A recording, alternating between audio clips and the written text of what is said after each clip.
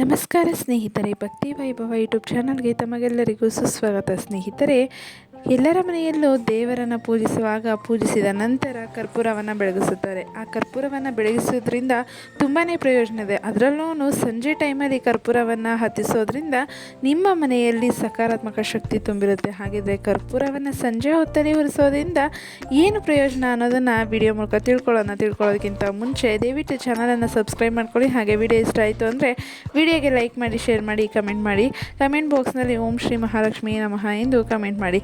ಸ್ನೇಹಿತರೆ, ಹಿಂದೂ ಧರ್ಮದಲ್ಲಿ ಕರ್ಪೂರಕ್ಕೆ ವಿಶೇಷ ಸ್ಥಾನವಿದೆ. ಸಂಜೆ ಕರ್ಪೂರ ಉರಿಸುವುದರಿಂದ ನಕಾರಾತ್ಮಕ ಶಕ್ತಿಗಳು ದೂರವಾಗಿ ಸಕಾರಾತ್ಮಕ ವಾತಾವರಣ ನಿರ್ಮಾಣವಾಗುತ್ತದೆ. ಇದು ಲಕ್ಷ್ಮೀ ದೇವಿಯ ಕೃಪೆಗೆ ಪಾತ್ರವಾಗಿದ್ದು ಆರ್ಥಿಕ ಸಮಸ್ಯೆಗಳನ್ನು ನಿವಾರಿಸಿ ಸಮೃದ್ಧಿಯನ್ನು ತರುತ್ತದೆ. ವಾಸ್ತು ದೋಷಗಳನ್ನು ಕಡಿಮೆ ಮಾಡಿ ಮನೆಗೆ ಶಾಂತಿ ಸಂತೋಷವನ್ನು ತರುತ್ತದೆ ಎಂದು ನಂಬಲಾಗಿದೆ. ನೋಡೋದ್ರಲ್ಲ ಸ್ನೇಹಿತರೆ, ಸಂಜೆ ಹೊತ್ತಲ್ಲಿ ನೀವೇನಾದರೂ ಕರ್ಪೂರವನ್ನು ಉರಿಸಿದ್ದೇ ಆಗಿದ್ದಲ್ಲಿ ನಿಮ್ಮ ಮನೆಯಲ್ಲಿ ಸಕಾರಾತ್ಮಕ ವಾತಾವರಣ ತುಂಬುತ್ತೆ. ಇದಿಷ್ಟು ಪ್ರಯೋಜನ ನಿಮಗೆ ಸಿಗುತ್ತೆ ಅಂತಲೇ ಹೇಳ್ಬೋದು. ಅಂದರೆ ಲಕ್ಷ್ಮೀ ದೇವಿಯ ಕೃಪೆಗೆ ಕೂಡ ನೀವು ಪಾತ್ರರಾಗ್ತೀರಾ. ಆರ್ಥಿಕ ಸಮಸ್ಯೆಗಳನ್ನು ನಿವಾರಿಸಿ ಸಮೃದ್ಧಿಯನ್ನು ತರುತ್ತೆ ಅಂತಲೇ ಹೇಳ್ಬೋದು. ಹಾಗಿದ್ರೆ ಹಿಂದೂ ಧರ್ಮದಲ್ಲಿ ಕರ್ಪೂರಕ್ಕೆ ವಿಶಿಷ್ಟ ಮತ್ತು ಮಹತ್ವದ ಸ್ಥಾನವಿದೆ ಅಂತಲೇ ಹೇಳ್ಬೋದು. ದೇವರ ಪೂಜೆ, ಆರತಿ ಹಾಗೂ ಇತರ ಧಾರ್ಮಿಕ ಆಚರಣೆಗಳಲ್ಲಿ ಕರ್ಪೂರವನ್ನು ಬಳಸುವುದು ಶುದ್ಧತೆ ಮತ್ತು ತ್ಯಾಗದ ಸಂಕೇತವಾಗಿದೆ. ಕರ್ಪೂರವನ್ನು ಉರಿಸಿದಾಗ ಅದು ಸಂಪೂರ್ಣವಾಗಿ ಕರಗಿಬಿಡುತ್ತದೆ, ಯಾವುದೇ ಅವಶೇಷ ಉಳಿಯದು. ಈ ಕಾರಣದಿಂದಲೇ ಕರ್ಪೂರವನ್ನು ಅಹಂಕಾರ ಮತ್ತು ನಕಾರಾತ್ಮಕತೆಯ ನಾಶದ ಪ್ರತೀಕವಾಗಿ ಪರಿಗಣಿಸಲಾಗುತ್ತದೆ. ಧಾರ್ಮಿಕ ನಂಬಿಕೆಯ ಪ್ರಕಾರ ಕರ್ಪೂರವನ್ನು ಉರಿಸೋದ್ರಿಂದ ವಾತಾವರಣದಲ್ಲಿರುವ ನಕಾರಾತ್ಮಕ ಶಕ್ತಿಗಳು ದೂರವಾಗಿ ಮನೆಗೆ ಸಕಾರಾತ್ಮಕ ಶಕ್ತಿ ಪ್ರವೇಶಿಸುತ್ತದೆ ಅಂತಲೇ ಹೇಳ್ತಾರೆ.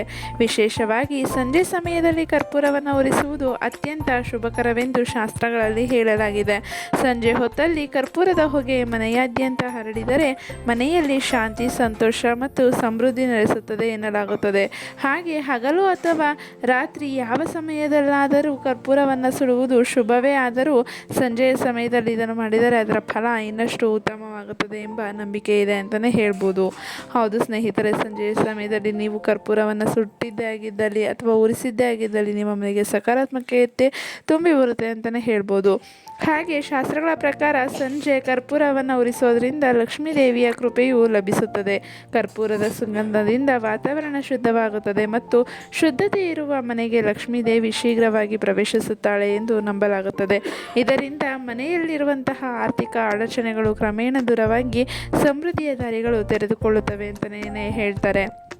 ಹಾಗೆ ಆರ್ಥಿಕ ಸಮಸ್ಯೆಗಳು ಮತ್ತು ಬಡತನದಿಂದ ಬಳಲುತ್ತಿರುವವರು ಪ್ರತಿದಿನ ಸಂಜೆ ಪ್ರಾರ್ಥನೆಯ ಸಮಯದಲ್ಲಿ ಕರ್ಪೂರವನ್ನು ಉರಿಸಿ ಅದರ ಹೊಗೆಯನ್ನು ಮನೆಯಾದ್ಯಂತ ಹರಡುವುದು ಶುಭ ಅಂತ ಹೇಳ್ತಾ ಇದ್ದಾರೆ. ಹಾಗೆ ಶುಭ ಫಲವನ್ನು ಕೂಡ ನೀಡುತ್ತೆ ಅಂತಲೇ ಹೇಳಲಾಗ್ಬೋದು. ಹೀಗೆ ಮಾಡೋದ್ರಿಂದ ಹಣಕಾಸಿನ ಸ್ಥಿತಿ ಸುಧಾರಿಸಿ ಸ್ಥಗಿತಗೊಂಡಿರುವ ಪ್ರಗತಿ ಮತ್ತೆ ಚೇತರಿಸಿಕೊಳ್ಳುತ್ತದೆ ಎನ್ನುವ ನಂಬಿಕೆ ತುಂಬಾ ಇದೆ ಅಂತಲೇ ಹೇಳ್ತಾ ಇದ್ದಾರೆ.